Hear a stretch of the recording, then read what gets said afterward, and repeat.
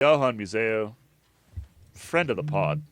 Let's be honest, friend of the pod. So this got edited out of the newsletter. I'm just going to say it now. In the original newsletter story, I said he was a paid friend of Escape Collective because that's technically what he is. But Kit thought it might come across. Well, it was put in brackets, and I just thought it's not obvious whether that says he's been paid to be a friend or if he's actually a nice guy. Not that he's not a nice guy, but he's like a member off his own back. Should we provide some context here, which is that we rode with Johan Museeuw in the Escape Collective Classics Member Summit. And obviously Johan he's not doing that. He doesn't just come ride with random people like us. He's not a fairy of the forest who just appears magically. I don't know what we pay him because we work with a great bike company called Bike Style. Bike Style has a great relationship with him. It's all kind of built into like the contract we have with Bike Style to put this thing together, the whole package. So I don't know. Like, I have no idea how much we pay him. I think being a paid friend though is pretty fun. Like, it's quite a compliment. I'm pretty sure he didn't show up just for fun. He might have. Yeah, you never know. But it's not disingenuous. Like I said to Johnny, it's not disingenuous to say friend of Escape. He is just a friend. Yeah. He would say hello. Well, and he was super nice. Like he was great. I was chatting with him for a while. I mean, I didn't meet him, but were chatting with him for a little while. Seemed like he didn't look like he was there in handcuffs. Anyway. Do you want to know who Johan Museeuw is not friends with? Yes. Well, there we go. Speaking of handcuffs, I think that we both tried. We're all going for the battle of the segways. So what did he do? What did he do? He got disqualified from a gravel race. How do you even manage that? He got disqualified from Marley Grav, which is a gravel race in Valkenburg in the Netherlands earlier this month. He had finished 17th in his age groups. He's 59, so I imagine that's 50 to 59. So right at the top of the age group, I would presume. So pretty good. But he was disqualified because he cut off part of the course.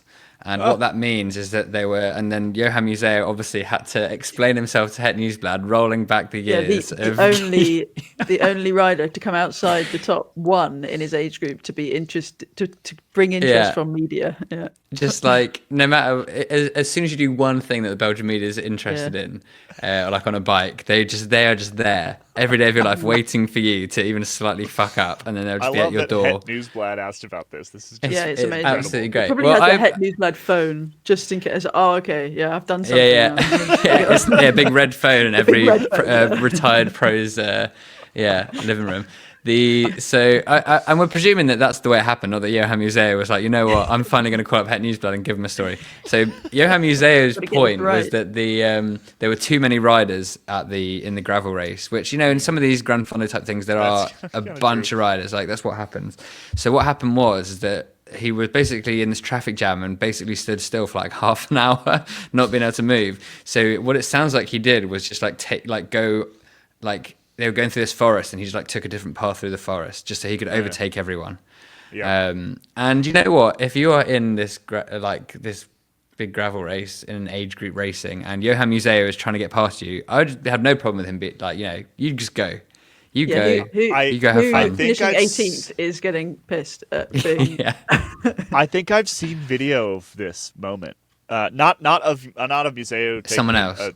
But like someone else posted a video of this like they stuck thousands of people and then it hadn't split up yet, and they like stuck them into single track. And so they're literally standing next to, it's the middle of the race, standing next to their bike, waiting in line, shuffling forward. Like they're skiing, like they're getting a ski lift. Exactly, like they're getting on the ski lift, and then they're like released into the single track, and like basically everyone in the line is like, this is. How did they think this was a good idea? Yeah. How did we get here?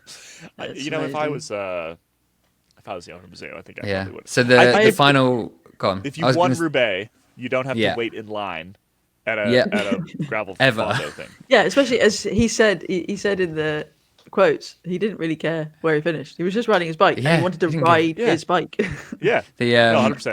And I imagine he's not accustomed to standing in line ever in his life now. Like, when was the last time he stood in a line? Or bought a beer? Yeah. He probably doesn't even know how much beer costs. The final line of his quotes was, "I tried to run through the forest without stopping, and that was apparently wrong. If that is cheating for them, okay." Which is so great. I'm happy that sort of, you know, sometimes working in the like cycling news, whatever, you're waiting for the day when the cycling news just stops and there's like nothing that fun or interest, especially with the newsletter. I'm always like, maybe there's gonna be nothing.